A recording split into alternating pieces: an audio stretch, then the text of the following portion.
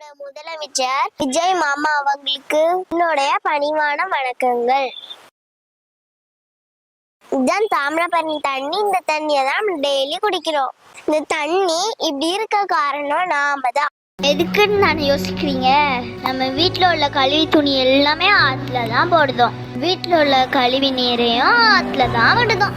வீட்டில் உள்ள குப்பையும் ஆற்றுல தான் போடுதோம். செருப்பு, வாட்டர் பாட்டிலு, பூஜை பண்ணி எல்லாமே இங்கே தான் போடுதீங்க. அது மட்டும் இல்லை, பேம்பஸ் கூட ஆற்றுல தான் போடுதீங்க. ஆற்றுல போட்டுட்டு வீட்டில் போய் நாம் இந்த தண்ணியை தான் குடிக்கிறோம். இது பார்க்கும்போது மனசுக்கு ரொம்ப கஷ்டமாக இருக்குது. அதனால நாம தான் இதை சுத்தமாக வைக்கணும். இது ஒரு தனிப்பட்ட ஆளால் முடியாது. நம்ம எல்லாம் சேர்ந்து தான் ஒத்துழைக்கணும். ஆற்றுல யாராவது துணியை போட்டால் அவங்கள ஒரு வாரம் சுத்தம் பண்ண சொல்லணும். அதான் கஷ்டப்பட்டு சுத்தம் பண்ணாங்கன்னு தெரியும். இந்த தண்ணி 4 மாதத்துக்கு குடிக்க தண்ணியா யூஸ் பண்றாங்க. சமையலுக்கும் இதான் யூஸ் பண்றாங்க. விவசாயத்துக்கும் பயன்படுத்துதாங்க. தமிழ்நாட்டிலே வச்சாத ஜீவன் நதினா நம்ம தாமிரபரணியார் தான்.